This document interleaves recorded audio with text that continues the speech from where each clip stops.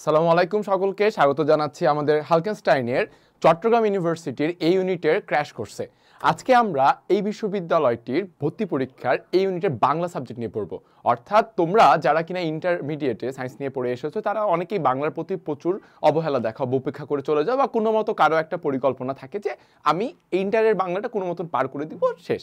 কিন্তু ভাইয়াপুরা তোমাদের জন্য কিন্তু অ্যাডমিশনও বাংলা কোথাও না কোথাও চলে আসে, যেমনটি দেখতে পাচ্ছ চট্টগ্রাম ইউনিভার্সিটির এই ইউনিটে। এবং সবচেয়ে মজার কথা কি জানো, আমার ব্যক্তিগত মতামতে আমি ইসলামিক ইউনিভার্সিটি কুষ্টিয়াতে পড়ালেখা করি, তাও যে ভার্সিটিতে পড়ুক, ইভেন আমার বন্ধুরা যারা ঢাকা ইউনিভার্সিটিতে পড়ে তারাও আর কি বলে যে মামা প্রাকৃতিক সৌন্দর্য বা একটা স্বর্গীয় যদি অনুভব নিতে চাস তুই চট্টগ্রাম বিশ্ববিদ্যালয়ে যা। মানে বাংলাদেশের সবচাইতে বড় ক্যাম্পাস, প্রথম কথা 2100 একর না হলে 2200 একর সামথিং, সবচেয়ে সুন্দর ক্যাম্পাস, প্রাকৃতিক ঝর্ণা আছে, পাহাড় আছে। এবং সবচেয়ে মজার বিষয় কি জানো, অনেকে আমরা থাকি না বর্তমানে, আমরা তো সব জেনজির পোলাপান, সো আমাদের অনেকেই একাই সবাই একটা সময় পার করতে চায়, একাকিত্ব থাকতে চায়, বলে না একাকিত্বই অনেক সুন্দর। তো এরকম করার সব সুযোগ কিন্তু একমাত্র ওই বাংলাদেশে একমাত্র একটা ক্যাম্পাস, সেটা হলো চট্টগ্রাম বিশ্ববিদ্যালয়। তো চট্টগ্রাম বিশ্ববিদ্যালয়ে তুমি যদি চান্স পেতে চাও কিংবা একটা সিট নিতে চাও, তবে আমাদের এই ক্র্যাশ কোর্সে তোমরা অবশ্যই ক্লাসগুলো সবাই মনোযোগ দিয়ে করবা। আমি নাজমুল করিম অর্ণ, পড়াশোনা করছি ইসলামী বিশ্ববিদ্যালয় কুষ্টিয়াতে আইন বিভাগে। আমি চট্টগ্রাম বিশ্ববিদ্যালয়ে চান্স পেয়েছিলাম, কিন্তু আমার আইন পড়ার ইচ্ছা ছিল বলে আমি ইসলামী বিশ্ববিদ্যালয়ে আমি সুইচ করি। আচ্ছা, যাই হোক, অনেকে তাহলে বলবো যে ভাই আপনি কেন চট্টগ্রাম বিশ্ববিদ্যালয়ে পড়ছেন না, তাই একটু বলে দিলাম তোমাদের সামনে। ওকে, আজকে আমরা এই ক্লাসে মূলত যে জিনিসটি লক্ষ্য করব সেটি হলো বিগত বছরের ভর্তি পরীক্ষায় আসা বাংলার ওই সকল ইম্পর্টেন্ট কোশ্চেন। এবং তোমাদেরকে একটা জিনিস আমি বলে রাখি, সেই জিনিসটা হলো আমাদের বিশ্ববিদ্যালয়ের ভর্তি পরীক্ষাগুলোতে বাংলা প্রথম পত্র, অর্থাৎ তোমার যে একাদশ দ্বাদশ শ্রেণীর সাহিত্য পাঠ বইটি রয়েছে কিংবা নাটক উপন্যাস সহপাঠটা রয়েছে, এবং ক্লাস 9-10 যদি আমরা একটু ফিরে যাই বাংলা ব্যাকরণ বইটা মনির চৌধুরীর, এই 3টা বই থেকে আসলে কোশ্চেন হয়ে থাকে। তার মধ্যে আমি যদি একটু তোমাদের জন্য লিখে দিই, তার মধ্যে 60 থেকে ভাইয়া পুরা 70% আসে বাংলা সাহিত্য পাঠ থেকে, অর্থাৎ তোমার গদ্য, পদ্য এবং নাটক উপন্যাস থেকে। আরেকটা টুইস্ট এখানে রয়েছে, তোমরা যারা পরীক্ষা দিতে যাচ্ছ সামনে অ্যাডমিশন টেস্ট চট্টগ্রাম বিশ্ববিদ্যালয়ে, তাদের তো সিলেবাস ছিল শর্ট সিলেবাস, কিন্তু চট্টগ্রাম বিশ্ববিদ্যালয় এখানে একটা তোমাদের সাথে খেলা খেলে, তারা খেলতে অবশ্য পছন্দ করে। কি খেলা সেটা? খেলাটা হলো তারা কিন্তু পুরো ফুল সিলেবাসটাই তোমার পরীক্ষা দিয়ে দিবে। তুমি এখন পড়ে গেলা শর্ট সিলেবাস, বাট পরীক্ষার হলে গিয়ে দেখতেছো তুমি যে তোমার সামনে ফুল সিলেবাস চলে আসছে, তখন তো মাথায় হাত দেওয়া ছাড়া আর কোনো উপায় থাকে না, তাই না? তবে চিন্তার কোনো কারণ নেই, এই জন্যই আমরা এই ক্র্যাশ কোর্স তোমাদের সামনে নিয়ে এসেছি, যেখানে কিনা বাংলা থেকে শুরু করে আদার সকল সাবজেক্টেই গুরুত্বপূর্ণ ওই সকল প্রশ্ন, বিগত বছরের প্রশ্নগুলো পড়ানো হয়, যেগুলো পরবর্তীতে তোমাদের অ্যাডমিশনে আসার সম্ভাবনা অনেক এবং দাবিদার, প্রচুর দাবিদার এই প্রশ্নগুলো। আরেকটা তোমাদেরকে ক্লু বলে দিই আমি ক্লাস শুরু করার পূর্বে, সেটি হলো চট্টগ্রাম বিশ্ববিদ্যালয় কিন্তু ম্যাক্সিমাম টাইম তারা কোশ্চেন রিপিট করতে খুবই পছন্দ করে, ঠিক আছে? তো কোশ্চেন রিপিটেশনের উপর লক্ষ্য রেখেও আমরা আজকের এই ক্লাসটি করবো ইনশাল্লাহ। সকলে মনোযোগ দিয়ে ক্লাসটি করো এবং আশা করি ক্লাসটি সবার ভালো লাগবে। চলো তাহলে ক্লাসটি আজকে আমরা শুরু করি। দেখো, প্রথমে বাংলা প্রথম পত্র গদ্য থেকে, এবং আমরা চেষ্টা করেছি কি জানো, সকল এমসিকিউ গুলোকে এমন করে সাজাইতে যেই সাজানোর বিষয়টা দেখতে পারো আমরা টাইটেল দিয়ে দিয়েছি, অর্থাৎ ওই গল্প থেকে কোন গল্প থেকে কতটা করে এমসিকিউ আসছে এই বিষয়টা আমরা এখানে লক্ষ্য রেখেছি, ঠিক আছে? যেমন প্রথমে দেখতে পাচ্ছি যে বিড়াল রচনা, বিড়ালের চারিত্রিক বৈশিষ্ট্য কোনটি হিসেবে কোনটি প্রযোজ্য ছিল, ঠিক আছে? চারিত্রিক বৈশিষ্ট্য কোনটা ছিল বিড়ালের? বিড়াল ছিল কি প্রতিবাদী, পরিশ্রমী, লোভী কিংবা অলস, কোনটা বলতে পারো? সে কিন্তু প্রতিবাদী ছিল, কারণ আমরা দেখতে পারতেছি রাইট অ্যান্সার প্রতিবাদী হবে এখানে, যে তার একটা প্রতিবাদ ছিল, সে ক্ষোভ দেখাইতো যে আমরা রাস্তার বিড়াল, বা আমাদের হচ্ছে যে তেমন কেউ কোনো দাম দিচ্ছে না, নর্দমার কাটা ফেলে ইচ্ছা, আমাদের কোনো মাংস দিচ্ছে না খাইতে, আমাকে তুমি কেন, তোমার একটু জলযোগ খেয়েছি আমি তাতেই তুমি এতক্ষণ রেগে গেলা। গল্পটা যদি আমরা পড়ে থাকি তাহলে অবশ্যই আমরা জানবো এর প্রেক্ষাপটটা, তাই এখানে বলতে পারি আমরা প্রতিবাদী হিসেবে। পরের কমলাকান্তর দপ্তর কোন ধরনের রচনা? লক্ষ্য করি আমরা, এটি হলো রঙ্গব্যঙ্গমূলক গদ্য। রাইট অ্যান্সার হবে কি রঙ্গব্যঙ্গমূলক গদ্য। এর কারণটা কি? এর কারণ হচ্ছে তোমরা দেখবা ওখানে যে বিড়াল গল্পটাতে সুন্দর করে একটা রসিকতাময় একটা পরিবেশ তৈরি করেছে, কিন্তু যেখানে কিন্তু কোনো সময় সিরিয়াসনেস, আবার কোনো সময় একটু থ্রিল দিছে বা একটা কমেডি, এগুলা সবকিছু আমরা সেখানে দেখতে পারছি এক এক করে, ঠিক আছে? তো এই জন্যই বলা হচ্ছে রঙ্গব্যঙ্গমূলক গদ্য। পরবর্তী, মার্জার শব্দের অর্থ কি? মার্জার শব্দের অর্থ হলো কি ভাইয়া? বিড়াল। কই থেকে আসছে এই এমসিকিউটা? শব্দার্থ টিকা থেকে, রাইট? তো প্রত্যেকটা গল্প কবিতার আপনি যদি শব্দার্থ টিকাটা ভালো মতো আয়ত্ত করতে পারেন, দ্যাটস মিন তোমার অ্যাডমিশনে এমসিকিউর জন্য অনেকটাই তুমি আগায় থাকবা। বুঝতে পেরে গেছে? ওকে, পরবর্তী, বঙ্কিমচন্দ্রের সাহিত্য চর্চা শুরু কোন পত্রিকার মাধ্যমে? মনে পড়ে কোন পত্রিকার মাধ্যমে তার সাহিত্য চর্চা শুরু? বঙ্গদর্শন। ঠিক আছে, কোন পত্রিকা? বঙ্গদর্শনের মাধ্যমে তার শুরু হয়। আচ্ছা দেখছো বিড়াল থেকে কতগুলো প্রশ্ন এসে পড়েছে, অর্থাৎ ইম্পর্টেন্ট কিন্তু টপিকটা এখানে কিন্তু মানে ফেলায় দেওয়ার মতো না। পরবর্তী কি টপিক আসছে? অপরিচিতা। অপরিচিতা গল্পের নায়িকার নাম কি? এইটা যদি ভাই তোমার মাথায় না থাকে তো এমনি তুমি বাংলা আসলে তুমি যদি বলো ভাই আমি সায়েন্সে পড়ছি বাংলা আমি পড়ি নাই, না ঠিক আছে তুমি নাই পড়ো সমস্যা নেই, কিন্তু কিছু কিছু গল্প কবিতা আমাদের সব পাঠ্যপুস্তকে ছিল বা আছে যেগুলো আমরা একবার যখন পড়বো আমরা না তার লিটারালি ফ্যান হয়ে যাই। ডাজেন্ট ম্যাটার তুমি সায়েন্সের না আর্টসের না কমার্সের, বাট গল্পগুলো তোমার মনে গেছে। তার মধ্যে অন্যতম একটা গল্প রবীন্দ্রনাথ ঠাকুরের অপরিচিত ছোট গল্পটা। তো তার নায়িকার নাম কি? কল্যাণী। অনুপম এবং কল্যাণীর যে প্রেম কাহিনীটা, ঠিক আছে, অনুপম তো এখানে ব্যর্থ পুরুষ ছিল, আমরা দেখতে পাই জিনিসটা। ওকে, পরবর্তী দেখো, না দেখলাম তাহাকে চোখে, না দেখিলাম তাহার ছবি কোন লেখকের রচনার অংশ? ওই যে যখন বিয়ে করতে গেল কিন্তু হচ্ছে তার মামার চক্রান্তের কারণে বিয়ে না হয়ে যখন আবার ফিরে আসলো অনুপম, বলল বাংলাদেশে মনে হয় প্রথম আমি কোনো পুরুষ যাকে কিনা কন্যা বিবাহ করিতে তাকে হচ্ছে নাকচ করে দিয়েছে এবং সেই দুঃখে সে আবার বাড়ি ফিরে আসলো। হ্যাঁ, তো এই যে সেটা হচ্ছে রবীন্দ্রনাথ ঠাকুরের অপরিচিতা গল্পেরই অংশ। রোকেয়া সাখাওয়াত হোসেন জন্ম কত সালে? 1880 সালে।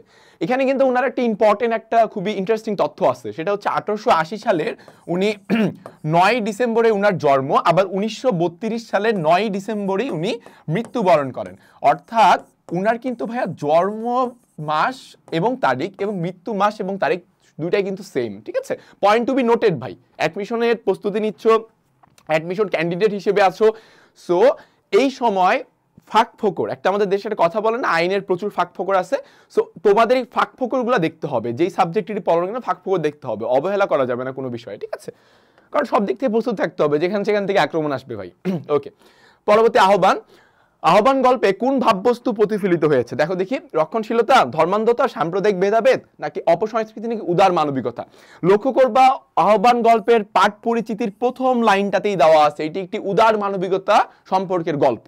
ঠিক আছে, কারণ আমরা দেখতে পারি যে লেখকের বা কথকের সাথে ওই বুড়ির যে এরকম একটা সম্পর্ক গড়ে উঠে, এই সম্পর্কটাই হচ্ছে কি বলা হচ্ছে উদার মানবিকতার সম্পর্ক। পরবর্তী, আহ্বান গল্পে বৃদ্ধা পরদিন কথকের বাড়িতে হাজির হয়েছিল কেন? দেখবা যে প্রথম দিন যখন আসলো, ঠিক আছে, লেখক কথক যখন আসলো, আসার পরের দিনই কিন্তু বৃদ্ধা আবার হচ্ছে বুড়িটা কথকের বাড়িতে গিয়েছিল। কি জন্য গিয়েছিল ভাইয়া? কারণ স্নেহবশত। কি কারণে? স্নেহবশত। টাকা চাওয়ার জন্য অভ্যাস না অভাব না কিছুই না, স্নেহবশত। কারণ বুড়ি সেখানে কথককে ও মোর গোপাল বলে সম্বোধন করেছিল এবং যার কারণে আমরা দেখতে পারি যে তার কাছে একটা আলাদা কানেকশন হয়ে গিয়েছিল। ঠিক আছে, ওকে, পরবর্তী, কাজী নজরুল ইসলামের বিদ্রোহী কবিতাটি প্রকাশিত হয় কোথায়? এটা হচ্ছে বিজলি পত্রিকায়, সাপ্তাহিক বিজলি পত্রিকায় প্রকাশিত হয়। ওকে, ইম্পর্টেন্ট কিন্তু ভাই, এটা আপনারা সবাই মাথায় রাখবেন, এটা আসার মতো একটা এমসিকিউ আমার মতে, এবার পরীক্ষায় ভেরি ভেরি ইম্পর্টেন্ট আসার মতো একটা এমসিকিউ। ঠিক আছে, মাথায় রাখতে হবে। এবং এই কবিতা প্রকাশের পরে কিন্তু উনাকে ব্রিটিশরা গ্রেপ্তার করছিল, জেল জীবন দিয়েছিল। ওকে, জীবন ও বৃক্ষ প্রবন্ধে মাধ্যমে লেখক প্রধানত কি বোঝাতে চাইছে? জীবনের তাৎপর্য, পরিণতি, উৎকর্ষ নাকি অপকর্ষ? জীবনের উৎকর্ষতা। ঠিক আছে, মানে জীবনকে, মানুষের জীবনকে বৃক্ষের সাথে তুলনা করেছিল। তুলনা করার মাধ্যমে সেখানে কিন্তু বুঝায় যে আসলে বৃক্ষ যেরকম পরোপকার করে মানুষকে, মানুষ কি করে বৃক্ষের কাছে যায়, পাতা ছিঁড়ে ডাল ভাঙে কিংবা ফল নিয়ে চলে যায়, বৃক্ষ তার জায়গায় কি থাকে, বৃক্ষ প্রতিদানে বিনিময়ে কিছু চায় না, ইন রিটার্ন কিছু চায় না, তেমনি মানুষের জীবনও তেমনই একটা হওয়া উচিত। আমরা যদি প্রতিদান কবিতা আমাদের নতুন অ্যাড হয়েছে সিলেবাসে, সেখানেও কিন্তু বলা হয়েছে সেম জিনিসই, যে তোমার জীবনে যে ক্ষতি করেছে তার তুমি বিনিময়ে ক্ষতি করিও না, প্লাস যদি পারো তার কোনো একটা উপকার করে দাও, তাকে ক্ষমা তো করবাই প্রথমত, দ্বিতীয়ত তার পারলে একটা উপকারও করে দাও। ঠিক আছে, এই জিনিসটা বলা হয়েছে, তাই জীবনের উৎকর্ষতা এখানে সাধন হয়। জীবন বৃক্ষ কোন গ্রন্থের অন্তর্গত? কোন গ্রন্থের অন্তর্গত? দেখো, সংস্কৃতি কথা। আমি তোমাদেরকে দুটি কাহিনী বলবো। প্রথমে এইটা একটা, আমি আমার কলেজ জীবন অর্থাৎ আমি যখন নর্ডেম কলেজে পড়তাম তখন এখানে আমার ক নম্বরের সৃজনশীল জ্ঞানমূলকে আসছিল যে জীবন বৃক্ষ কোন গ্রন্থের অন্তর্গত। আমি কি করেছিলাম জানো? সংস্কৃতি ও লিখে দিছিলাম, মাঝখানে সংস্কৃতি ও কথা দিছিলাম। কি করলো স্যার? সুন্দর করে ক্রস করে একটা আমাকে রসগোল্লা ধরাই দিল যে বা খাইস বাবা বাড়ি যায়। তো খুবই সাবধান ভাই, সংস্কৃতি কথা আরেকটা আছে নিজ বাসভূমি। ঠিক আছে, এরকম করে দেখবা, ওটা আমরা আসবো কিছুক্ষণ পরে। মানিক বন্দ্যোপাধ্যায়ের জন্মস্থান কোথায়? ঠিক আছে, মানে মাসি পিসির মাসি ঢুকে গেলাম, মানিক বন্দ্যোপাধ্যায়ের কোথায়? বিহারে। আচ্ছা, মানিক বন্দ্যোপাধ্যায়ের পিতৃ প্রদত্ত নাম কি? তোমরা এটা কি জানো? এটা কিন্তু তার কবি পরিচিতিতে দেওয়া, লেখক পরিচিতি দেওয়া আছে, প্রবোধ কুমার বন্দ্যোপাধ্যায়। ওকে, ডাকনাম তার মানিক। এই জিনিসটা তোমরা মাথায় রাখবা। ওকে, পরবর্তী চলে যাই আমরা। দেখো 52 দিনগুলো কোন শ্রেণীর রচনা? এটি হলো একটি আত্মজীবনী। কিটা? আত্মজীবনী। ওকে, পরবর্তী জাদুঘরে কেন যাব? এখান থেকে দেখো সিইউর 1819-এ, অর্থাৎ চট্টগ্রাম বিশ্ববিদ্যালয় 1819 সেশনে এই প্রশ্নটা এসেছিল। কনফুসিয়াসকে, ইনি হলেন একজন চীনা দার্শনিক। অবশ্যই ওই জাদুঘরে কেন যাব ওই গল্পটার শব্দার্থ টিকায় কিন্তু বেশ বড় বড় শব্দার্থ টিকা রয়েছে, এবং সেখানে কিছু গুরুত্বপূর্ণ শব্দার্থ টিকা আমার বিশ্বাস তোমরা অলরেডি তোমাদের বইয়ে সেটা নোট ডাউন করা আছে বা মার্ক করা আছে যে কোনটা বেশি ইম্পর্টেন্ট, সেই অনুযায়ী তোমরা ওটা পড়বা। ঠিক আছে, পরবর্তী চলে যাব আমরা। কনফুসিয়াস, এটা তো আমরা পড়লাম, সেম জিনিস আসছে। আচ্ছা, মহাজয় কিরোতরে দেখো, আচ্ছা এটা নেকলেসের প্রশ্ন মূলত, আমাদের টাইটেল দেখেন একটু ভুল হয়েছে। 1617 চট্টগ্রাম বিশ্ববিদ্যালয়ে এসেছিল। গীতা মোফাসা কোন ভাষায় সাহিত্য রচনা করেন? এখানে একটা টুইস্ট আছে ভাইয়া, যে ফরাসি নাকি ফার্সি। দেখো উনি কিন্তু ফ্রান্সের মানুষ ছিল, তো ফ্রেঞ্চ কবি, তো সেটা হবে ফরাসি। ফার্সি আবার কোনটা? ফার্সি হচ্ছে ইরানি, ঠিক আছে, পারস্য। তো এখানে অনেকে আমরা ভুল করে ফেলি, ফরাসি কোনটা আর ফার্সি কোনটা। সো আপনাকে খুবই মনোযোগ দিতে হবে, বুঝতে পেরেছেন? ওকে, সো এটা হবে কি? ফরাসি।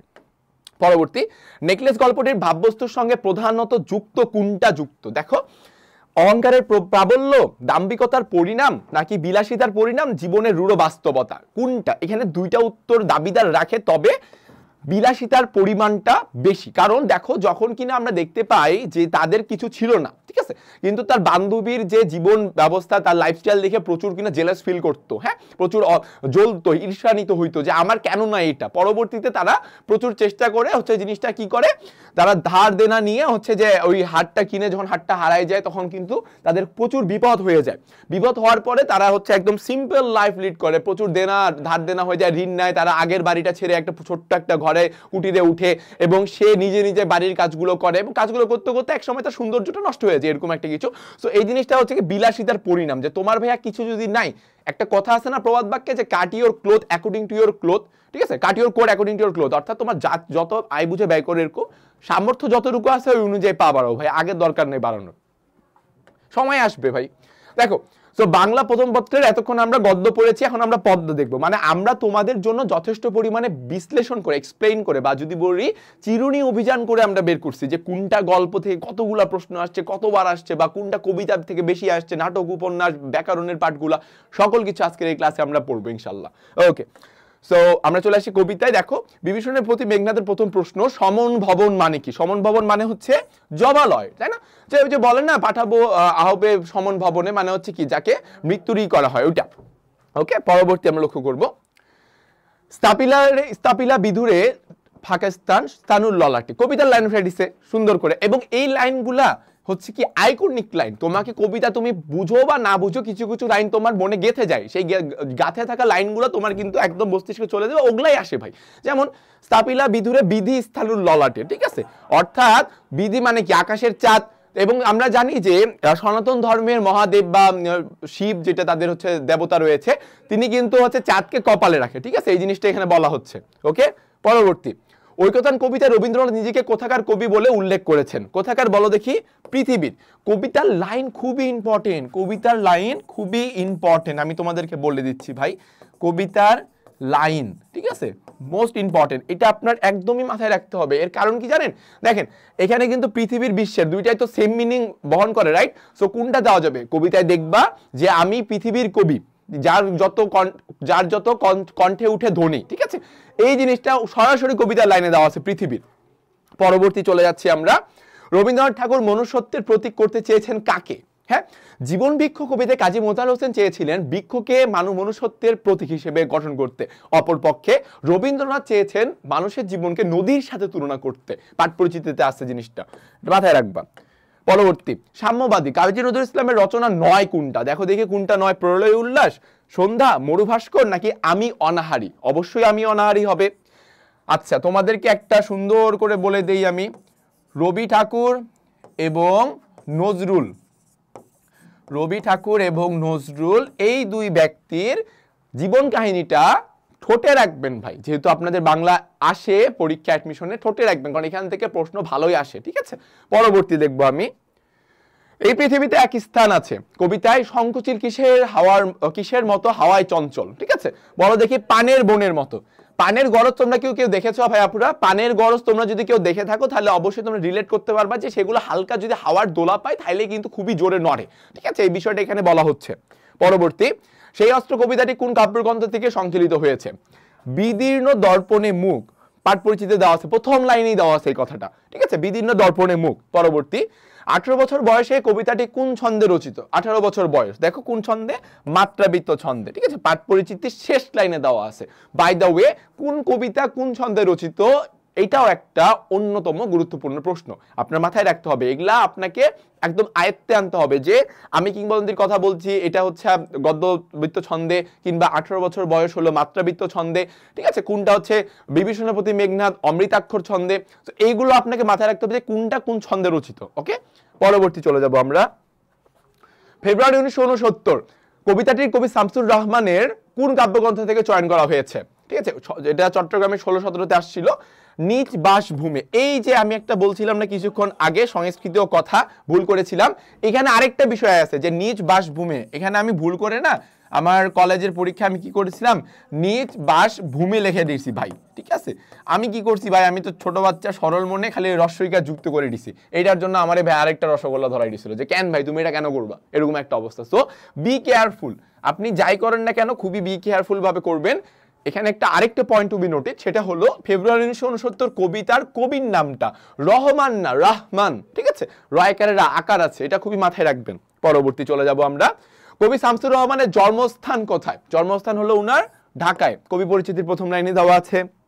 পরবর্তী, আমি কিংবদন্তির কথা বলছি, এটা কোন ছন্দে রচিত? গদ্য ছন্দে রচিত, একটু আগেই বললাম তাই না? কারণ উনি কবিতাটা একটু মোটামুটি আমাদের আকারে বড়, তো কবিতাতে উনি মূলত গল্পটাকে প্রকাশ করছে। ঠিক আছে, যেটা কিনা মাইকেল মধুসূদন দত্ত বিভীষণের প্রতি মেঘনাদ কবিতাতে একই বিষয়টা তুলে ধরেছিল যে কবিতার অর্থই যে ছন্দ মিলাইতে হবে এমন কিছু না, মানে অর্থ হলে এমন কিছু না যে আমার মাথার উপরে ছাতা, গাছে আছে অনেক পাতা, এই ছাতা আর পাতা এরকম বিষয় না। আমি একটা কবিতাতে গল্প বলবো, স্টোরি টেল করবো, সো ওইটাও একটা কবিতা হবে। ঠিক আছে, তো এরকম একটা বিষয়। আর আরেকটা বিষয় যে আমি কিংবদন্তির কথা বলছি, এটা কিন্তু একটা নাম কবিতা, যেমন সোনার তরী নাম কবিতা। নাম কবিতার অর্থ কি ভাইয়া? দেখো, এটা একটা এক্সট্রা তোমাদের একটা তথ্য দিয়ে রাখি আমি।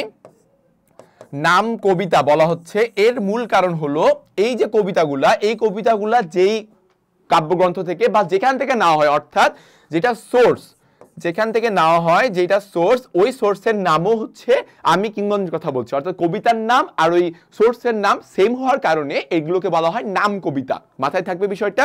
ওকে, পরবর্তী, সশস্ত্র সুন্দরের অনিবার্য অভ্যুত্থান হলো কবিতা। কোন কবিতার চরণ? অবশ্যই আমি কিংবদন্তির কথা বলছি, এবং যে সত্য কথা বলতে পারে সে তাই হলো কবিতা। ঠিক আছে, যে হচ্ছে কবিতা শুনতে চায় না সে কোনো মুক্তি হতে পারে না। কবিতাটা কিন্তু দারুণ একটা কবিতা। ঠিক আছে, ওকে, দেখো এটা কিন্তু 20-21 সেশনে আসছিল চট্টগ্রাম বিশ্ববিদ্যালয়ে। রংপুরের নুরুল দিন একদিন ডাক দিয়েছিল কত সনে? ঠিক আছে, কত সনে? এটি হলো 1189 এবং ইংরেজি 1782। ইংরেজি কত? 1782। অনেক বইয়ে আবার কি দেওয়া আছে, অনেক বই হচ্ছে 1783ও দেওয়া রয়েছে, তবে বাংলা যেহেতু এখানে চেয়েছে, সো 1189 সন বঙ্গাব্দ, এটা কিন্তু বাংলা। ওকে, মাথায় রাখতে হবে আপনার বাংলা। তো নুরুদ্দিনের কথা মনে পড়ে যায়, কবিতাটি আপনারা সবাই জানেন, এটা হলো একটি মুক্তিযুদ্ধ সম্পর্কিত একটি কবিতা, এবং এটা উত্তরবঙ্গের রংপুর দিনাজপুরে সেই সময়কার অবস্থানের প্রেক্ষাপটকে নিয়ে লেখা একটা কবিতা। যে নুরুদ্দিন যেহেতু যেভাবে ব্রিটিশ আমলে একটা দাগ দিয়ে গিয়েছিল, বিদ্রোহ করে গিয়েছিল, তো আমরা পাকিস্তানি আমলে পাকিস্তানিদের নির্যাতন বা নিপীড়নের বিরুদ্ধে কেন আমরা আওয়াজ তুলতে পারতেছি না, এই বিষয়টা এখানে উল্লেখ করা হয়েছে। পরবর্তী, আল মাহমুদের প্রথম কাব্যগ্রন্থ কোনটা? প্রথম কাব্যগ্রন্থ হচ্ছে কোনটা তার? সোনালী কাবিন। এই বিষয়গুলো ভাই মনে রাখতে হবে তোমাকে। ঠিক আছে, অবশ্যই মনে রাখতে হবে। তুমি যদি এখন বলো যে ভাই আমার বাংলা তো অ্যাডমিশন ছাড়া লাগতেছে না, ডাজন্ট ম্যাটার। কেন রে ভাই, তুই গ্র্যাজুয়েশন শেষ করে সরকারি চাকরি করার ইচ্ছা নাই তোর? সরকারি চাকরিতে তোর তো সেম পরীক্ষাগুলো লাগবে, সেখানে বাংলা ব্যাকরণ এই সব প্রশ্ন আসে যে আল মাহমুদের কি বা রবীন্দ্রনাথ ঠাকুরের প্রথম কাব্যগ্রন্থ কোনটা, বা বিদ্রোহী কবিতা কোথায় প্রকাশিত হয়েছে, বা নজরুল কোন কবিতার জন্য জেল কারাবরণ করেছিল। হ্যাঁ, এইগুলো খুব ইম্পর্টেন্ট। ওকে, পরবর্তী দেখো, পদ্য গদ্য শেষ করলাম, এখান থেকে হিউজ নাম্বারে আমাদের হচ্ছে এমসিকিউ আমরা দেখেছি, নাম্বারিং করা নেই বাট হিউজ নাম্বারে দেখলাম আমরা যে গদ্য পদ্য থেকে আসছে, স্টিল উপন্যাস নাটক বাকি আছে। দ্যাটস মিন বাংলা প্রথম পত্রের অংশ আমরা এখনো শেষ করতে পারি নাই। আমি কি লিখেছিলাম একটা জিনিস মনে আছে, শেষে যে আবার বলবো যে সঠিক হয় কিনা তোমরা নিজেরাই মিলাই নিও। তো বাংলা প্রথম পত্রের উপন্যাসে যাই। সৈয়দ ওয়ালিউল্লাহ রচিত উপন্যাস কোনটা? ঠিক আছে, উপন্যাস কোনটা? এখানে তার এখানে উপন্যাস হচ্ছে কাদো নদী কাদো। উপন্যাস কোনটা? কাদো নদী কাদো। কেন না? কারণ বইপির নাটক উজানের মৃত্যু হচ্ছে নাটক, তাহলে এখানে কোনটা তার? কাদো নদী কাদো, সেটা হলো তার উপন্যাস। ওকে, সৈয়দ ওয়ালিউল্লাহ কিন্তু অন্যতম একটা ট্যালেন্টেড রাইটার বাংলা সাহিত্যে, যদি আমি তোমাদেরকে বলি আমার ভুল হবে না। ওকে, পরবর্তী লাল সালু উপন্যাসের চরিত্র কোনটা? দেখো, জাহেদা, রাহেলা, কালুমিয়া, ধলামিয়া। লাল সালু উপন্যাসের চরিত্র কোনটা?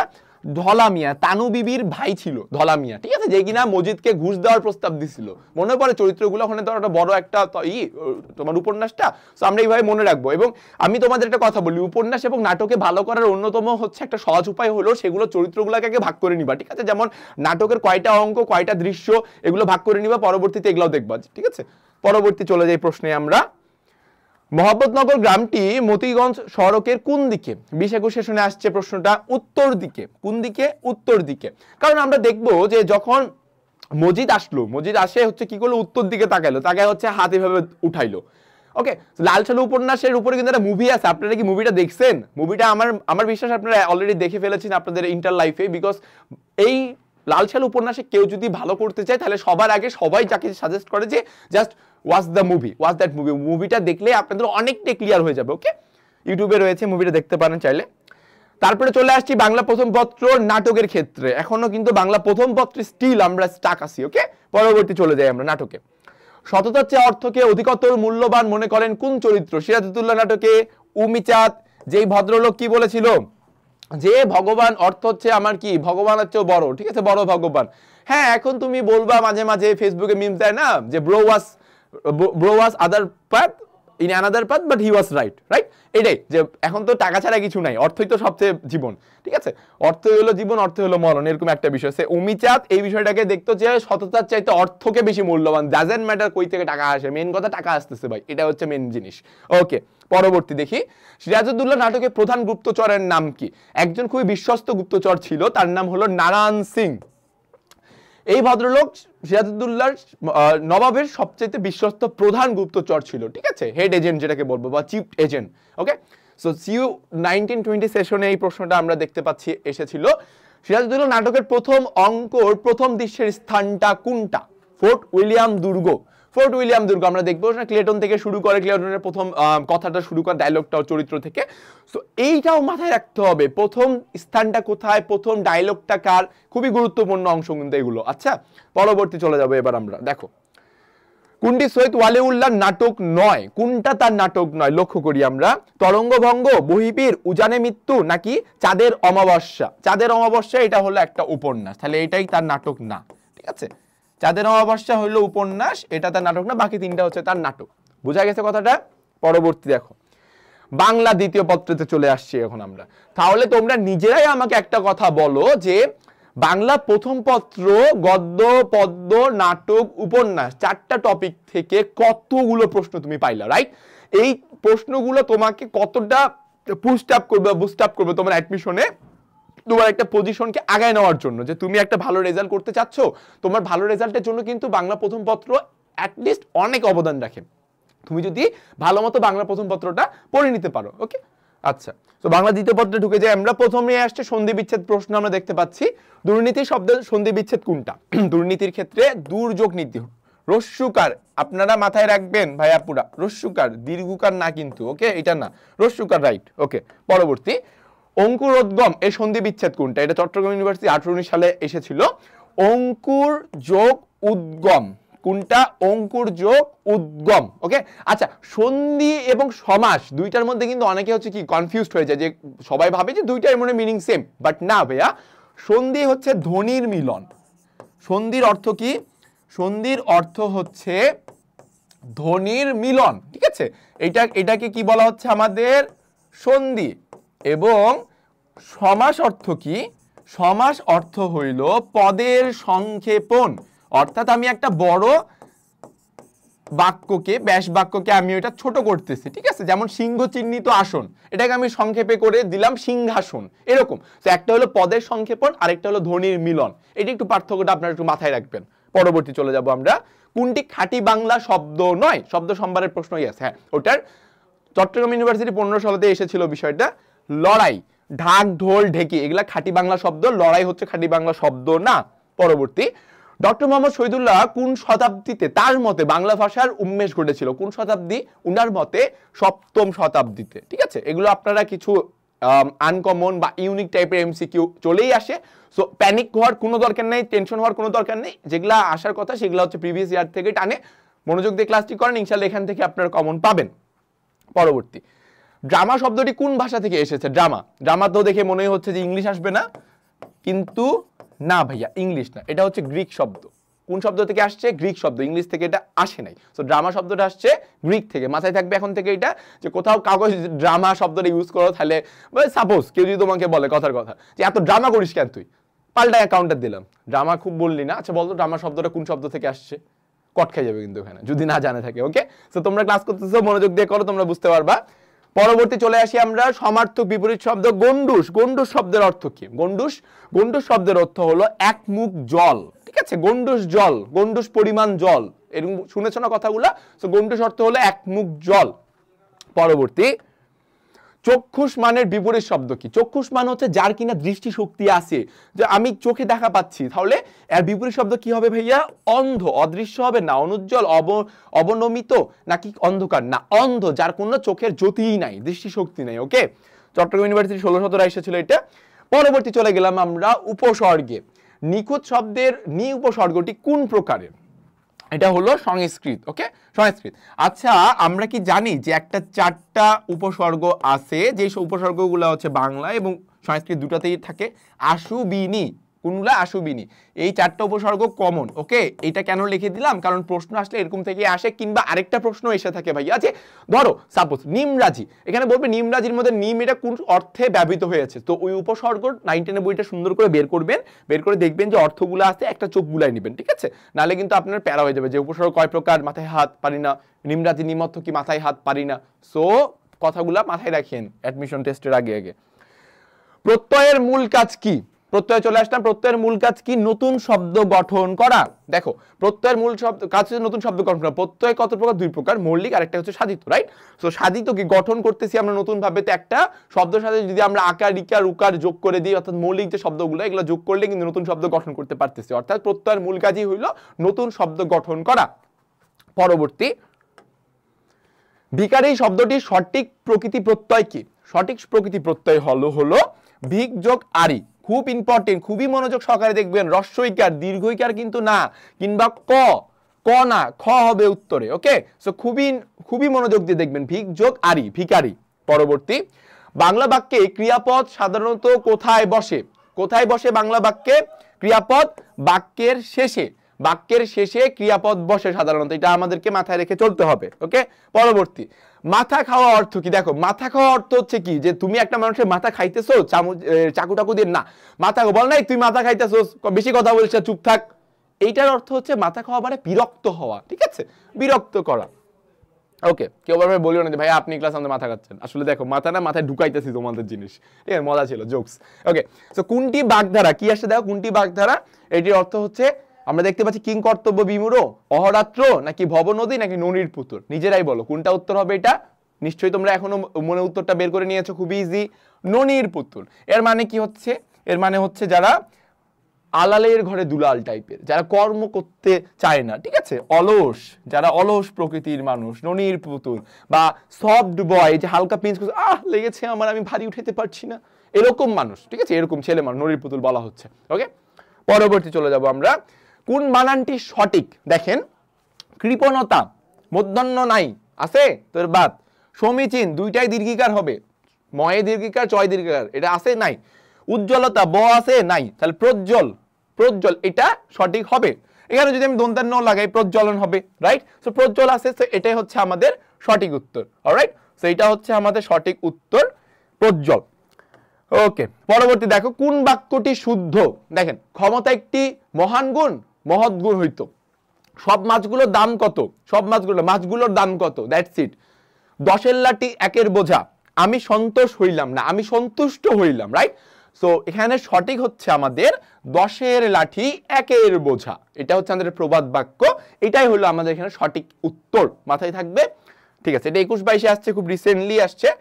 সো আজকে আমাদের সিইউর অর্থাৎ চট্টগ্রাম বিশ্ববিদ্যালয়ের এই ইউনিট ক্র্যাশ কোর্সের জন্য বাংলা যে ক্লাসটি আমরা রেখেছিলাম, যেখানে আমাদের মোস্ট ইম্পর্টেন্ট প্রশ্নগুলো যেগুলো বিগত বছরে চট্টগ্রাম বিশ্ববিদ্যালয়ে এসেছে এবং যেগুলো তোমাদের এই অ্যাডমিশনের থেকে শুরু করে সামনে আসার আরো দাবিদার রাখে, যোগ্যতা রাখে প্রশ্নগুলো, সেই প্রশ্নগুলোকে পিক করেই আমরা তোমাদের জন্য আজকের ক্লাসটি আয়োজন করেছিলাম। যেখানে আবারও আমি তোমাদেরকে বলছি, বাংলা প্রথম পত্র সাহিত্য পাঠ অর্থাৎ কবিতা, গল্প, নাটক, উপন্যাস, 4টা সেক্টর থেকে ভাই 60 থেকে 70% কোশ্চেন তোমরা পাবা। তোমরা যখন পরীক্ষা দিতে বসবা, আমার কথাটা মার্ক মাই ওয়ার্ড, মনে পড়বে যে আসলেই তাই হইছে। বাংলা প্রথম পত্র থেকে কিন্তু বেশিরভাগ প্রশ্ন দেয়, প্রত্যেকটা বিশ্ববিদ্যালয় তাই করে। সো চট্টগ্রাম বিশ্ববিদ্যালয় তার ব্যতিক্রম নয়, আমরা সেটা এই ক্লাসে দেখতে পেলাম। পরবর্তী বাংলা ব্যাকরণের ক্ষেত্রে আমার পক্ষ থেকে সাজেশন থাকবে, তোমরা এই ক্লাসটি দেখার পাশাপাশি অবশ্যই বিগত বছরের প্রশ্নগুলো 9-10-এর বই থেকে একটু খুলে খুলে দেখিও, বিস্তারিত একটু পড়ে যাও। কারণ দেখা যাচ্ছে যে প্রশ্নর ক্যাটাগরি এক, প্রেক্ষাপট সেম, একই গ্রুপ থেকে দিছে কিন্তু হালকা একটু স্লাইড চেঞ্জ করে দিছে, এমনও হয় কিন্তু অ্যাডমিশনে। তো তোমরা অ্যাডমিশনে ভালো করো এবং ক্লাসটি মনোযোগ দিয়ে করো, যার কারণে তোমরা যেটা শুরুতে বললাম, স্বর্গীয় একটা বিশ্ববিদ্যালয় বাংলাদেশের চট্টগ্রাম বিশ্ববিদ্যালয়, যেখানে তুমি নিজের সত্তার সাথে মুক্ত মনে ঘোরাঘুরি করতে পারবা, যেখানে তোমার কৃত্রিমতা থেকে তুমি অনেক দূরে থাকবা, ন্যাচারাল থিং যেখানে তুমি পরিচিত হবা সবকিছুর সাথে। ঠিক আছে, তো অবশ্যই তুমি নিজেও চাও সেই বিশ্ববিদ্যালয়ের একটা অংশ হতে, তাই সবাইকে কাছে অনুরোধ থাকবে, ক্লাসটি সবাই মনোযোগ দিয়ে করো এবং প্রিপারেশন ভালো মতো নাও, সৃষ্টিকর্তার প্রতি বিশ্বাস রাখো, ইনশাআল্লাহ চট্টগ্রাম ইউনিভার্সিটিতে তোমার একটা সিট হোক। ধন্যবাদ সবাইকে, আসসালামু আলাইকুম।